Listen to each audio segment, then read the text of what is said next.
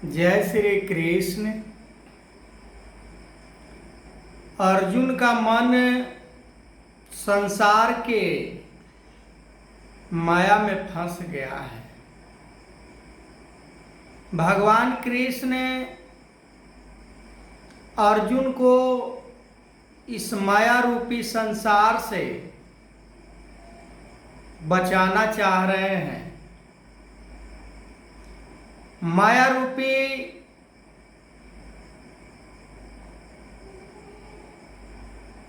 जाल से अर्जुन को भगवान कृष्ण छुटकारा दिलाना चाह रहे हैं। अर्जुन कह रहे हैं कि मैं इन लोगों को मारूंगा तो ये सभी मर जाएंगे, तो हमें पाप लगेगा। भगवान कृष्ण कहते हैं अर्जुन से कि तुम यदि ये लोग के नहीं मारोगे तो क्या ये नहीं मरेंगे? ये संसार परिवर्तनशील है, हर पल इसके अंदर परिवर्तन हो रहा है। अर्जुन, तुम्हारे मन के अंदर भ्रम है, तुम्हारे अंदर नासमझी है, जिसके कारण तुम समझ रहे हो कि हम इन लोगों को मारेंगे तो मर जाएंगे, पर ऐसा है नहीं। जैसे पर्दे के ऊपर कोई पिक्चर चल रहा होता है, पर किसी को पता नहीं चलता कि इसके अंदर बदलाव हो रहा है, परिवर्तन हो रहा है, पर हो रहा होता है।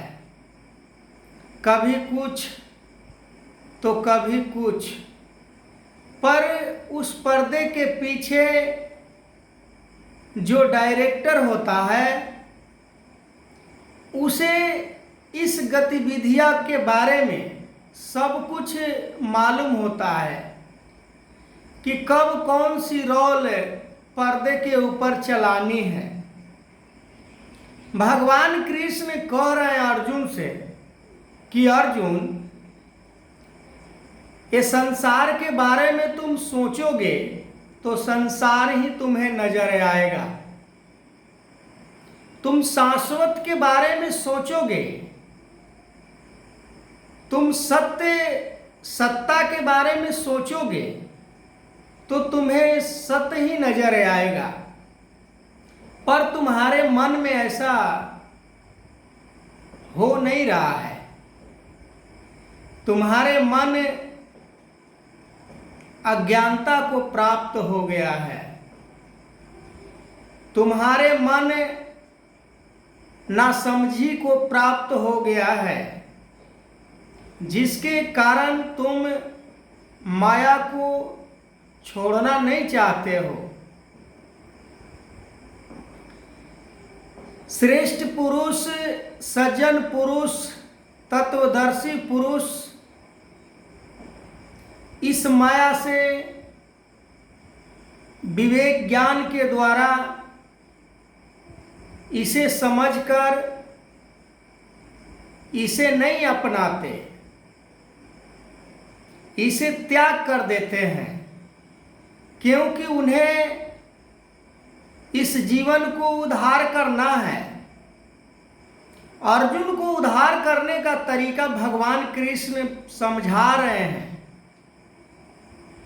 कि तुम्हारा कल्याण इसी में होगा जब तुम युद्ध करोगे।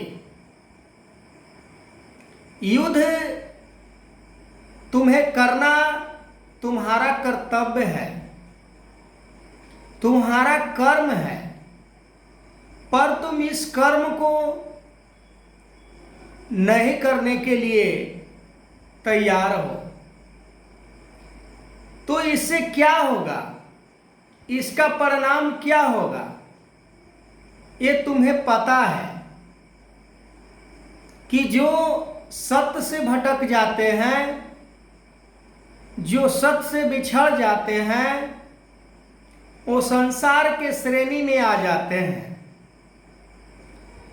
संसार के श्रेणी में आने के कारण, जैसे हम जान रहे हैं कि संसार परिवर्तनशील है, संसार में एक जैसा कुछ भी कभी नहीं होता, ठीक उसी तरह से तुम्हारा जीवन उन 84 लाख योनि में भटक कर तुम इस जीवन को कल्याण नहीं कर पाओगे।